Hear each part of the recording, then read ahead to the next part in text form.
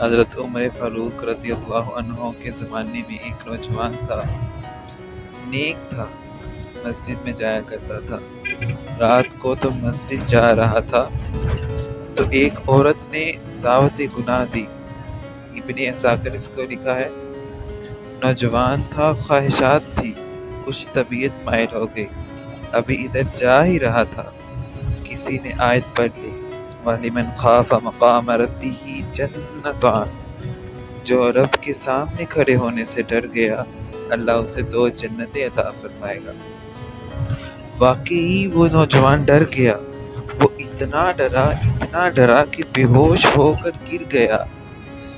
بیماری سے لوگ بے ہوش ہوتے ہیں، پیسے ڈوب جائے تو بے ہوش ہوتے ہیں، بچے کے غم میں بے ہوش ہوتے ہیں۔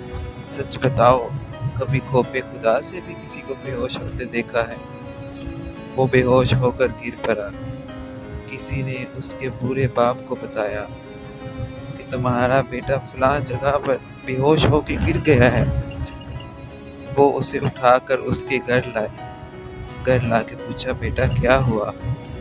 نوجوان ہے، چڑھتی جوانی ہے، پاکیزگی ہے، کہنے لگا، ابا جی میں زنا کی طرف چلا گیا تھا، پر میں نے آیت سن لی، اللہ تبارک و تعالیٰ نے فرمایا جو اللہ کے سامنے ڈرا اللہ اسے 2 جنتیں عطا فرمائے گا، تو میں ڈر گیا تھا کہ واقعی رب 2 جنتیں عطا فرمائے گا۔ باپ رو پڑا، باپ کی آنکھوں میں آنسو آ گئے، کہا بیٹا اللہ بڑا مہربان ہے، اس کے وعدے سچے ہیں، اللہ واقعی 2 جنتیں عطا فرمائے گا۔ اس نوجوان نے پھر چیخ ماری، ایسی چیخ ماری، اس طرح ماری کہ اس کی روح پرواز کر گئی۔ صبح جناب عمر رضی اللہ عنہ کو پتہ چلا، انہوں نے جنازہ بھی پڑھ لیا تھا اور تدفین بھی کر لی۔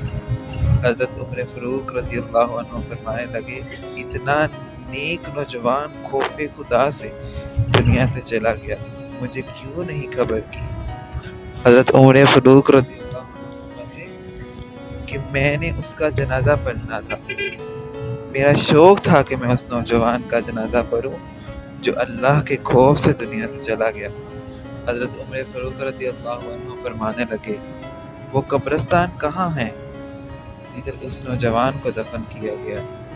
لوگوں نے بتایا، حضرت عمر فاروق اس قبرستان میں پہنچے اور نوجوان کی قبر پر کھڑے ہو کر کہنے لگے، اے نوجوان، مجھے امید ہے کہ